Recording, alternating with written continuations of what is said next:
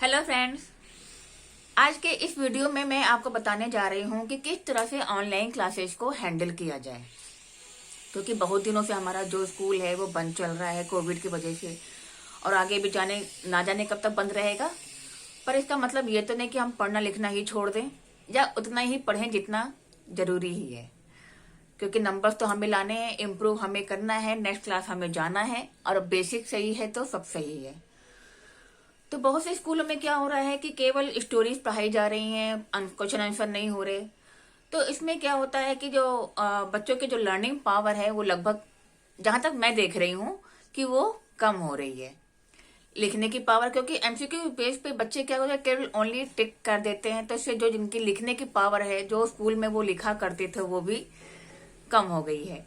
तो ऐसे में पेरेंट्स कैसे गाइड करें या वो बच्चा कैसे अपने आप को हैंडल करे, तो इसके लिए मैं आपको टिप्स बताने जा रही हूँ कुछ। क्योंकि बहुत से पेरेंट्स भी आजकल घर पे ही ऑनलाइन वर्क कर रहे हैं, तो ऐसे में वो देख नहीं पा रहे कि उनका बच्चा ऑनलाइन क्लास को कैसे हैंडल कर रहा है, किस तरह से वो स्टडीज को ले रहा है या वो क्या सीख रहा है। अब पूरे दिन मोबाइल पे लगे रहकर काम उतारना ही सफिशिएंट नहीं है, बल्कि उसे किस तरह से लिया जाए, किस तरह से उसे याद किया जाए और कैसे अपने आप को इम्प्रूव किया जाए, ये ज्यादा इम्पोर्टेंट है। क्योंकि बहुत से बच्चे क्या होते हैं जो नेट इशू है या जिनके पास मोबाइल नहीं है, वो क्या करते हैं, पूरे दिन या तो मोबाइल से और टीवी से चिपके रहेंगे या तो इस काम को, स्टडी को वहीं पर खत्म कर देते हैं। क्योंकि उन्हें पता ही नहीं होता कि किस तरह से हमें आगे बढ़ना है। क्योंकि उनका तो जो हैबिट पड़ी है स्कूल जाकर काम करने की और वहीं पे रिटर्न वर्क देने की, तो ऐसे में वो ऑनलाइन क्लास को हैंडल ही नहीं कर पा रहे कि हमें करना क्या है, किस तरह से अपने आप को हिट फिट रखना है। तो चलते हैं कुछ स्टडी टिप्स की ओर।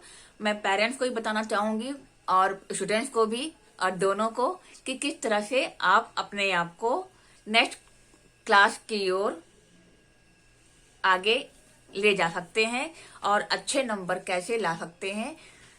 तो इस वीडियो को आप पूरा देखें। अगर लाइक और सब्सक्राइब नहीं किया है तो इसे जरूर करें, जिससे कि आपको मालूम पड़ पाए कि ये स्टडी टिप्स क्या है और आप दूसरों से शेयर कर सकें, जिससे कि उन्हें भी पता चल जाए कि किस तरह से हमें अपने ऑनलाइन क्लास को हैंडल करना है। तो चलते हैं पेरेंट्स एंड स्टूडेंट्स टिप्स की ओर। तो सबसे पहले यह होता है कि जिस टाइम आप स्कूल के लिए उठा करते थे उसी टाइम पे उठें। क्योंकि अगर आपका डेली रूटीन सही है तो आपके पास बहुत सारा समय मिलेगा काम करने के लिए और समझने के लिए। क्योंकि बहुत से बच्चे होते हैं 10, 11, 12 ऐसे उठते हैं। क्यों? क्योंकि पेरेंट्स भी बिजी हैं ऑनलाइन काम के लिए, उन्हें कोई रोकने टोकने वाला नहीं है। तो समय पे उठें और हेल्दी फूड खाएं। सेकंड स्टेप आपके पास ये होता है कि आपकी जो राइटिंग स्किल जो डल हो गई है, उसके लिए आपको क्या करना है कि हर एक दिन आपको एक एक पेज हिंदी इंग्लिश की राइटिंग जरूर करनी है। तो इससे क्या होगा कि आपकी राइटिंग स्किल जो है इम्प्रूव होगी, राइटिंग सुंदर होगी और उसकी स्पीड भी बढ़ेगी। सेकंड पॉइंट क्या होता है कि आपकी रीडिंग स्किल, क्योंकि रीडिंग तो हो नहीं पा रही है ऑनलाइन क्लास में भी। क्या है, 1 या 2 बच्चे या 3 बच्चे रीडिंग स्किल करते हैं, बाकी क्या करते हैं, शांत बैठे रहते हैं। तो उनके लिए न्यू वर्ड्स क्या है, न्यू वर्ड्स को कैसे पिकअप करना है, कैसे बोलना है, इसके लिए आपको क्या करना होगा कि आप कोई स्टोरी बुक, अगर स्कूल की बुक नहीं लेना चाहते हो कोई बात नहीं, स्टोरी बुक्स लीजिए, स्टोरी बुक को रीड करिए और जो कठिन वर्ड्स हैं उन्हें अंडरलाइन करिए और अपने पेरेंट्स से, अपने बड़े भाई बहनों की हेल्प से उस वर्ड्स को इम्प्रूव करिए और बोलना सीखिए।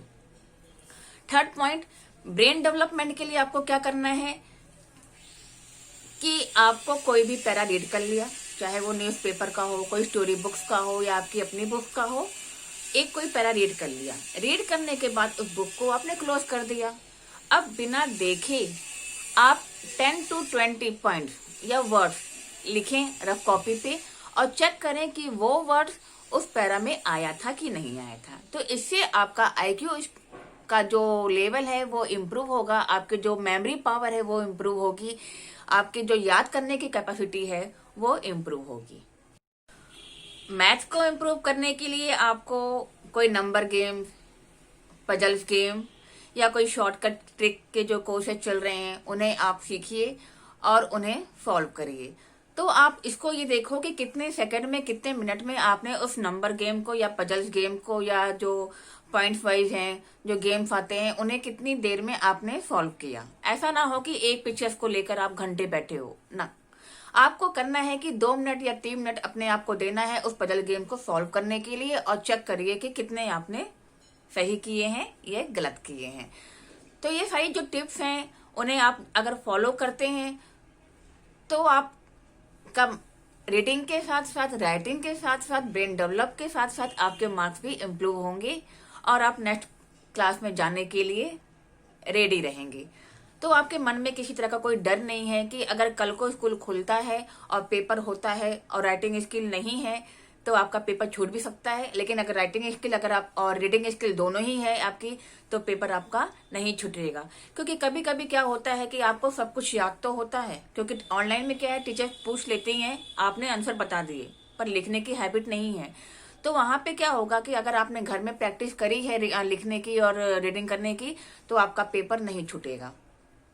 तो इन सब के लिए आपको अभी से रेडी होना है। और ये समय बड़ों बच्चे के साथ साथ बहुत छोटे बच्चों के लिए भी कठिन है, और किस तरह से वो स्ट्रगल कर रहे हैं अपने ऑनलाइन क्लास के लिए।